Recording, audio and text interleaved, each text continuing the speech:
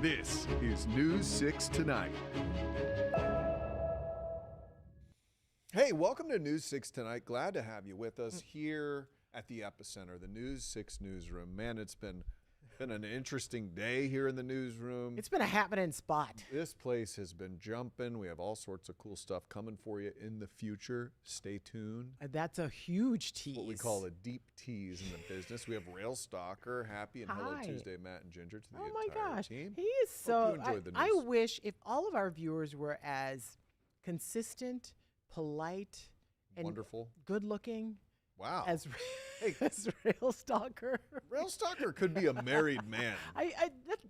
Listen, we all got eyes. If somebody, I mean, whatever. It's a nice looking truck you got there, Rail Exactly, Stalker. but I appreciate people who are, and Sue is another person who watches faithfully every single night, and we try to do our best to make sure that you stay informed of the stories that are happening here in Central Florida and sometimes beyond, because sometimes news, it doesn't just happen in our backyard, and that's the thing with this first story. Yeah. You know, Saturday we woke up to the news that Venezuela's president, Nicolas Maduro, had been captured by the U.S., and now he's in a detention center in Brooklyn along with his wife, facing some serious federal charges. Narco-terrorism is one of them. Yeah.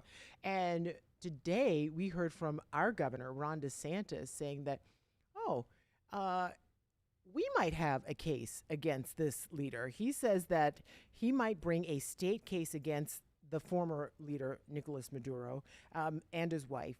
But the governor says that the state is looking closely at accusations that Maduro sent some of their prisoners to the United States, and some of those people may have ended up in Florida. So that's where our governor comes in. And he says, well, we may have a case, and I'm not having it. Here's a little bit of what Governor Ron DeSantis had to say. Tren de Aragua gang members that were in prison there, and he did that. And so, to me, that is a very hostile act. So we're looking at the statutes to see. Obviously, we've got robust narcotic statutes, but certainly on that importing the criminal element. You know how whenever we do a story or a story happens nationally, we're like, what's the Florida connection? It could happen all the way out west in California, somewhere, anywhere in the world. And this is the Florida connection. And as you know, our governor has been very serious about things like this. And he's saying that, maybe we have an even stronger case than they could build in New York, which is where that case would happen. Yeah, one of the things Governor DeSantis is alleging here is that the Venezuelan leader, Nicolas Maduro, former Venezuelan leader. Well, he claims he's still the leader. He does claim he is. Up in the air, Venezuelan leader, shipped people from prisons and mental asylums to America, and that's that how they ended up here. have been arrested here. I've been trying to find an article that can corroborate that or prove that. I'm not sure. How did you do? That I didn't do well. It's just some assumption. There have been prisoner swaps between the two countries, but actually finding someone who was here and being able. But I mean, clearly it would be difficult to track someone from a mental asylum or a prison, but they're saying But you would that, think there'd have to be some sort of record, and that's the problem. People are saying, show us the paper, show us where this paper trail exists to connect the dots. yeah. And there are a significant amount of what we've heard, Tren de Agua, the gang We've heard members that from very many times Venezuela, from the president. who'd wind up here, whether they were emptied out of a jail and somehow shipped over here. I don't know how that would work, but maybe if they're going to have a court case and they're going to try them, there has to be some proof. They'll be able to prove it, Yeah. and we'll have to see And what that's happens. how we'll figure it out. but But it'll be interesting. Like you said, always a Florida connection. For sure. Well, Cape View Elementary in Brevard County could be shuttered. And so this, you might be listening to this at home and think, what do I care? Well, this is happening all over Central Florida and Florida because we have fewer kids. We have an aging population. People aren't having babies. I was looking at the numbers today. It's almost even the birth and death rates in Florida, which is crazy. The death rate is actually higher. And over the next 10 years, by the time the 10 years comes along, 50,000 more people will be dying than be born here in the state of Florida. Well, that's morbid. I know, right? Now, that doesn't count people who move here, immigration, or move here from other states, but we're going to be having a deficit of human beings here because our population is older. It's just natural. Yeah, you wouldn't think that in Florida because everybody's coming here. Yeah. So one of the issues, though, is schools. Some of these schools that were full, chocked full. I'm seeing it in my neighborhood. We used to have 7 kindergarten classes. We're down to 3. Oh, wow. For my neighborhood. So out here at Cape View Elementary School, they're at 50% capacity. If you're an optimist, you say it's half full. No. You know? But if you're a financial person, You would say, we got to shut this place down because we have this big school and a small amount of kids. So they want to ship these kids about 7 miles down the road. All right. So James Sparvero was at a meeting for this today to see parents who are pretty upset that their school could be getting shut down. Just 2 weeks before the board is scheduled to vote whether or not to transfer students at the under-enrolled Cape View Elementary to Roosevelt Elementary in Cocoa Beach, the mayor and city council are here at school board headquarters to make their plea. It's our only school. It's really important to us, and it's a part of our community. Mayor Wes Morrison has said if Cape Canaveral doesn't have a school anymore, the city will also effectively not have an identity. Cape View's been here since before the moon landing, but demographics have changed in recent generations. The average age in Cape Canaveral now is 59. You know, obviously it makes financial sense from a black and white. It's almost a no-brainer why we would, why this is an option. We are still not giving up on our school. How good has it felt to know that you at least have the support of the council? Oh, the city has been behind us from the get-go. So we'll see. I mean, good luck to those parents. I would be upset if my local school were shutting down, but the fact is it's a financial issue and it's going to come down to the money. I mean, it is sad when you start losing these schools that have been in your family for a long, long time. And I know I go back to Charleston, where I'm from, and I go to visit my old high school. It's now been changed into, it's been changed It's into a bunch of, is it like a middle school and a high school? No, or? no. What do you call it when the kids are really smart? They go to one place. Oh, a magnet A school. magnet school. You would have never been there. It's a good thing that didn't happen But while you were And the there. name is changed, and it's so sad when you see that. But it's all in the name of progress and, making sure that you are meeting the needs of that community. But when I go by, I'm like, oh, that used to be the senior lawn. I mean, I don't go by recently, but Back in the 1940s when I went the there. wagon used to roll right past this one. But you it mentioned is, Sue at the top of the show. Thanks for tuning Hey, in, Sue. Sue. We could see Yeah, her thank you. up But, there. giving us some love. it's just one of those things. And you can't, if the population is aging and people aren't having babies and younger people aren't moving here, then that's what you're going to have. That's just the It's the way it is. reality of the Yeah. situation. All right, something else that is the reality of the situation. Daytona Beach is popular for many things. They've got the Daytona International Speedway in Daytona, and Yeah, they've we're going got. to talk about that story after the break, but you have your Eatonville story coming up. Oh my gosh! You know what? Wow, this is you. Tonight. I'm playing the role of Matt Austin. Tonight, I am playing the role of Matt Austin. Could you get it together over there, Gadsden? I told you it has been a day and a half. just James, don't. This day has been a month. We have James. James, over he's here. over there like this. This is my visual that I see. But thank you so much for that No gentle problem. nudge Sure. and that reminder. Okay, there is a historic town here in Central Florida called Eatonville. It is often called the first incorporated black-run town, and it has been here for more than And that's 100 in years. America or Florida? Is that That's in the states. state- In in the the state of states, Florida, right? yes, the Okay. very first one. And they had this school for black children, and it's where they would go to learn trades and to learn different things. Well, that piece of property where Eatonville established the Hungerford School is what it was called. It used to be 300 acres. Now it is down to 117 acres. OCPS owns it, Orange County Public Schools, and they have parceled it off over the decades. And now the people of Eatonville have this 117 acres left, and they want to figure out what to do with it. We thought that was a done deal because back in September, the mayor of Eatonville made an agreement, came to an agreement without her board, without the town leaders. just sort of the issue now? Went around them and said, okay, I'm going to make this deal with Dr. Phillips Charities, which is a well-known charity. They have done such good work in the community, and they have a real good track record. Now the board is coming back saying, we just need more time to figure out what to do It's with this not piece of property. long enough. We haven't waited long enough. It's only No. been Well, they're forever. asking for a 90-day extension, but they've had decades already. Yeah. So they had another meeting, which Boy, we've been to a folks lot of love meetings. some meetings, don't they? So here's Stephanie Rodriguez with what came of that meeting.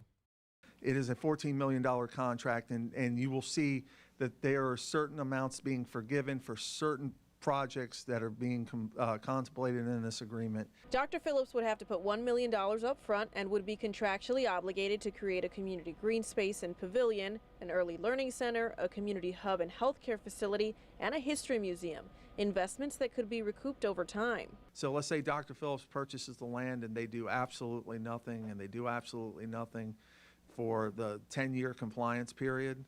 They would then owe us $13 million, the remainder of the purchase price. The sale agreement was approved after the town council voted 4-1 to recommend OCPS reject it, arguing they, not the charity, should decide the land's future. Many council members expressed the same concern during this workshop. The contract does not really agree to the values and the objectives that we have for Eatonville.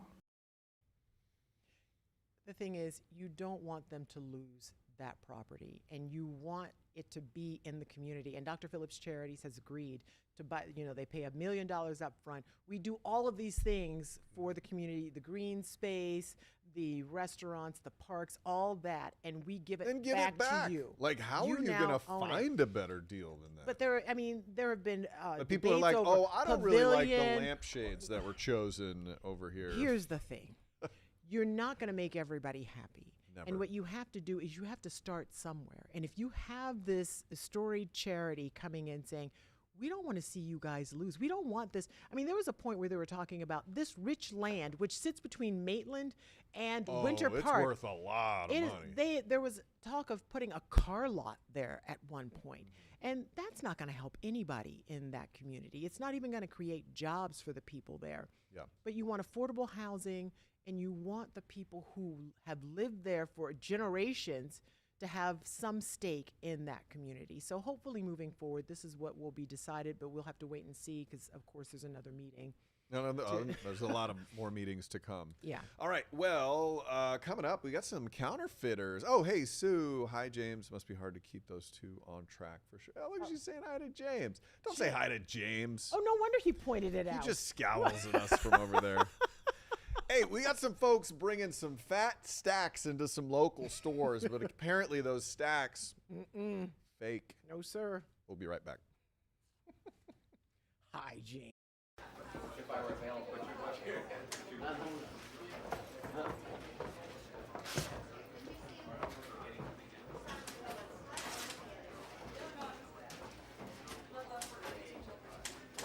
Yeah, and we got the latest from the sheriff just a little while ago, I think. So we'll make sure we have that for News 6 tonight.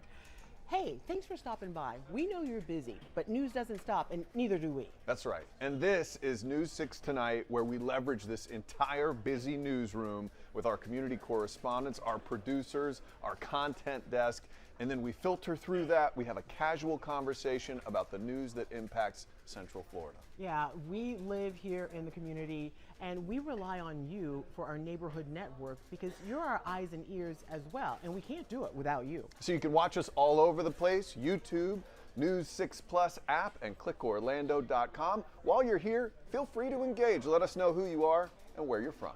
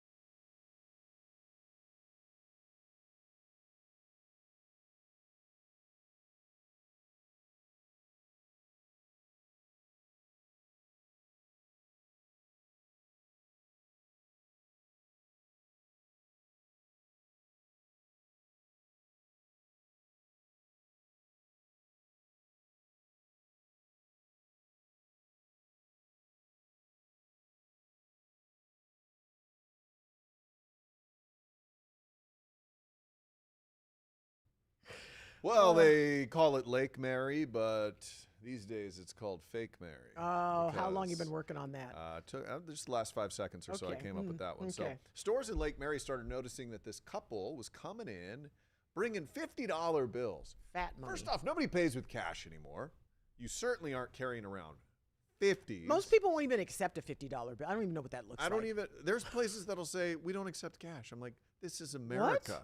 You have to accept cash. So these folks, they would come in, they would buy a smoothie or an acai bowl, and they would drop a 50, and they would go to places where they would get a bunch of cash in return, right? So that should tell you a little something. Well, turns out one of these clerks caught him.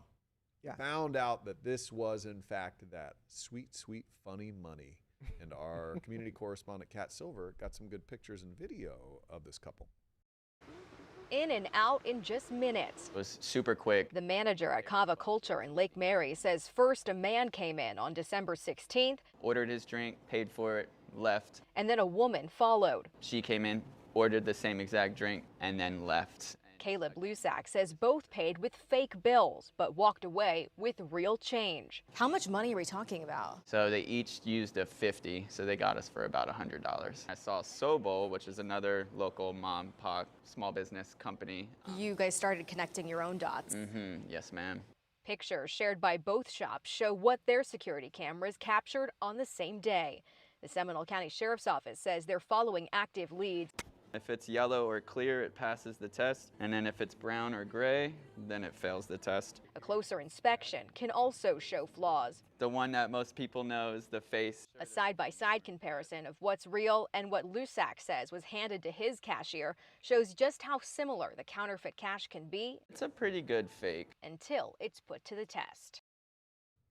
Pretty good. Ooh, I'd say it's a that very really good is fake. good. Yeah, I didn't know the marker So trick. that they he would had. go and they would buy something, say, for $8 and give a $50 bill and get real change. Yes, so that's what you have to do when you make counterfeit cash. People think, oh, you just make the cash and then you go buy stuff. No, No. you slowly turn your Oh my counterfeit gosh. cash into Yeah, real to real cash. cash. You know, I've never dealt in counterfeit. I'm proud to say. That surprises But me. I can see what they're doing. One of my first jobs, we would get a honey baked ham gift certificate, and this is when you start your job. You're not making any money. Oh, in your small market? In your small market, you Yeah. get a $100 gift certificate to go buy a honey baked ham. Or You got whatever. 100? 100. And you're single, you're 22. I'm not eating that ham. I'm not going to buy a whole turkey. So you go, I would buy like honey baked mustard for $3.99, and then they give you the change. Oh, that's now I can smart. put gas in my car. Look at that. I mean, but You know it was what real my money. place did? We didn't get 100. We got 30, and we got it at the beef jerky store in Idaho Falls. I swear to you, I'd come home, Oh my babe, I God. got my Christmas The bonus. salt retention was high. I was a little swollen, but I got that $30 in happy. beef jerky. That's Oh for sure. my gosh, that's crazy. But you know, you just something else to. But a very young-looking couple. I can't tell you the last time I had cash. Yeah. I can't. So you think younger people do not carry cash, and especially I forgot it was what a $50 bill. Yeah, no, it's like, I'm going to pay in $2 bills, please. Yeah, they're very So anyway, odd to see. okay, now to that story. I was very excited to bring you in Yes, the you first were. block, but I'm going to bring it to you right now. Daytona Beach is very storied for the Daytona International Speedway, and they have Bike Week. Oh Yeah. my gosh, where hundreds of thousands of people come to town. But you're talking to not small businesses, but businesses and places there, beachside.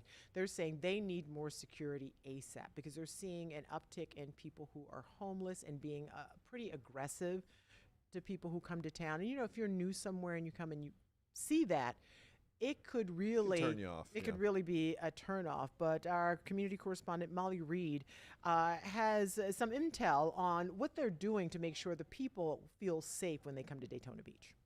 Issues with the homeless, the camping. Sometimes they can get aggressive, and then I could see how it creates issues for the businesses down there as well as visitors. Police Chief Jakari Young says now that he will have the staff, it's time to bring back a satellite office and heavy law enforcement presence here. Officers assigned to this area will patrol 24/7 and build relationships with the local businesses. I currently have 17 new recruits that are going through the field training process.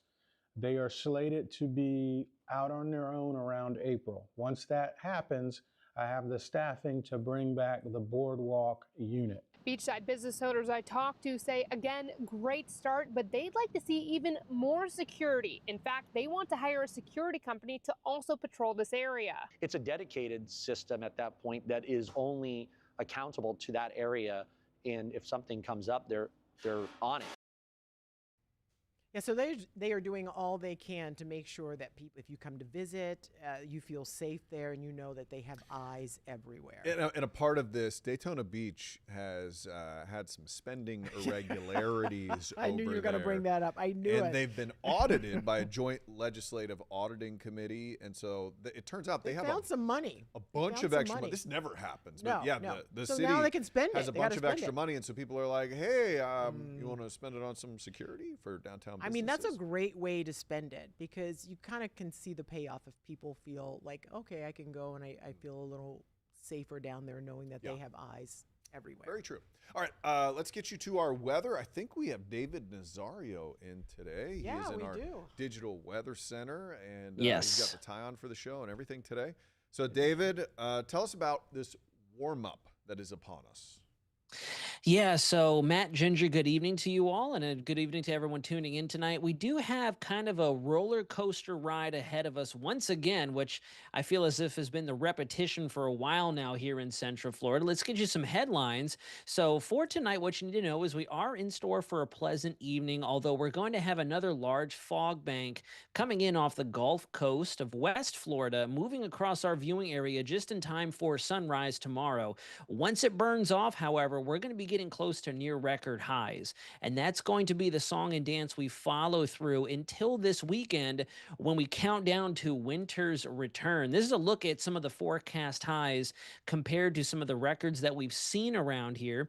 This is for Friday, which is likely to be one of our warmest days of this above average time frame, if you will, before we get ready to cool down once again by Sunday. So we're going to be watching this very closely. I do think we could get a little warmer tomorrow and Thursday, and I do think that some of these records here do have a very good shot at being broken or at least tied, considering some of our observed high temperatures we saw today came in higher than what a lot of our computer models were actually forecasting. And then finally, like I'd mentioned, the heat kind of transitions off towards the west and northwest, and Central Florida and much of the Gulf Coast in the southeast are once again bathed in those shades of blue colors, all thanks to the return of below average temperatures. And honestly, looking ahead, I think they could stick around for a little longer than just a couple days. Last couple cold snaps, we've kind of dealt with them for maybe 2 to 3 days max before we warm back up. This time, I think we'll see a bit of a continued period of lows in the mid to upper 40s and afternoons topping out in the upper 60s,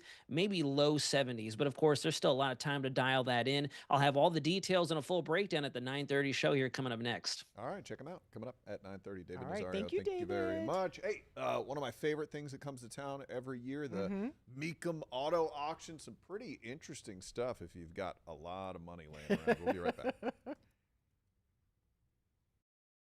Welcome to News 6 Tonight. We are so thankful that you're joining us here wherever you found us. Yeah, you know what this tells me? If you have made this your new streaming destination, it tells me you're smart. Also good looking, because you chose to watch the news in a different way. That makes you really smart. Anybody can give you the news from a teleprompter or an old newspaper. We do it in a fresh new way. That's right. So check us out wherever you like to stream. We have this app for your TV, News 6 Plus. You can find it on Roku and Amazon and whatever your smart TV is cooking. So thank you. We would love to hear your comments down Oh my below. gosh. Yeah. And then we'll show them. Yeah, we will. News 6 Plus. The plus is you. Ooh.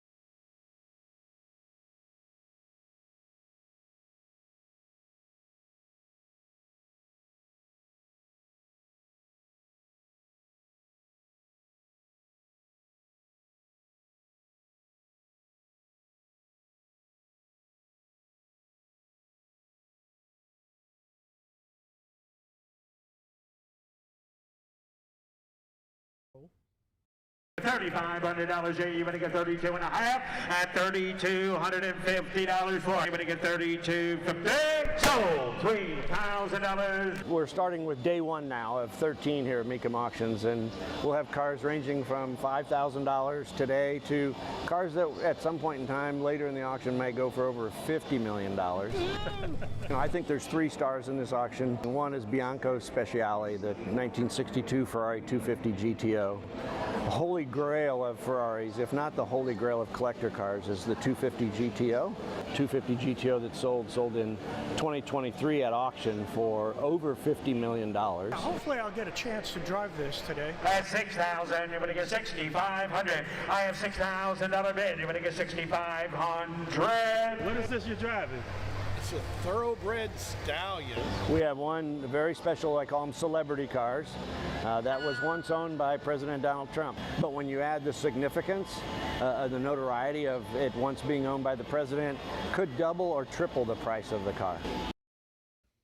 Yeah, you gotta have some real money to be there. Pretty cool stuff. Yeah, you definitely do. They have some more regularly priced things. I would say don't let the president see that statue of him there, because that was kind of strange looking, but very cool that they have his Ferrari that he used to have there. Yeah, and so many people, if you're a car enthusiast or you know someone who is, that is a great gift. Take them for the weekend or something, and they will love it. A car could be worth $50 million.